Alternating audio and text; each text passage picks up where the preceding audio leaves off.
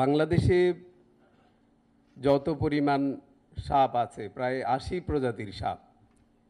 এই ৮০ প্রজাতির সাপের মধ্যে ১২ প্রজাতি মাত্র হচ্ছে বিষধর, এবং এই ১২ প্রজাতির সাপের মধ্যে যারা বাইট করে তাদের 70% হচ্ছে ড্রাই বাইট, তার মানে তারা বিষ ঢালে না। আপনি কোবরা কামড়াইলে যে মরবেন নট নেসেসারিলি, 70% কিন্তু বিষ ঢালতে পারে না, 30% বিষ ঢালে। তো এই মেকানিজমটাকে কেন বিষ ঢালতে পারে না? কারণ এর ডেলিভারেটলি সাপ যদি অ্যাক্সিডেন্টালি কাউকে কামড়ায় সেটা দিতে পারে না। সে যদি প্রচুর পরিমাণে বিরক্ত না হয় তাহলে তার বিষটা বের হবে না।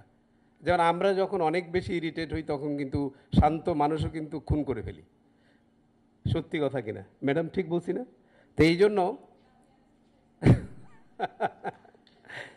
আপনারা সাপের বিষয়ে যেটা হচ্ছে যে সাপকে যদি খুব ইরিটেট করেন তাহলে কিন্তু, আর সাপ যদি ভয় পায়, সাপ যদি আপনাকে এনিমি মনে করে, তাহলে হিংস্রতার জন্যে তার বিষ অ্যানভেনমেশন হবে। তার মানে 30% ক্ষেত্রে সে বিষ ঢালতে পারবে।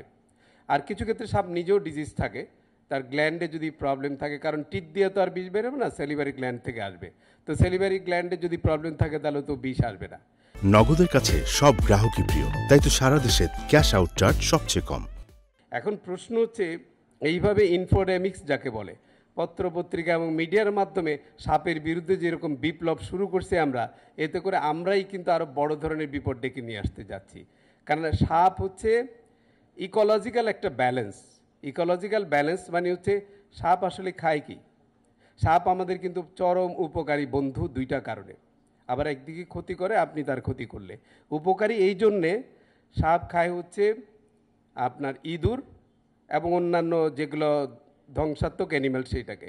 এই রডেন্ট যেটা ইঁদুরের মধ্যে হারবার করে অনেক ধরনের জীবাণু, অনেক ধরনের ভাইরাস, প্লেগ থেকে শুরু করে ভয়াবহ সব জীবাণু ইঁদুরের মধ্যে থাকে। যেখানে সাপ এগুলি খেয়ে ফেলার ফলে ইঁদুর তো একদম ঘরের মধ্যে নিশ্চিত আপনার আসতে পারে। সেই জন্য ইকোলজিক্যাল ব্যালেন্স কিন্তু সাপ তৈরি করে। নট অনলি দ্য সাপের যে বিষ, সেটা কিন্তু মেডিসিন হিসেবে ব্যবহৃত হয়।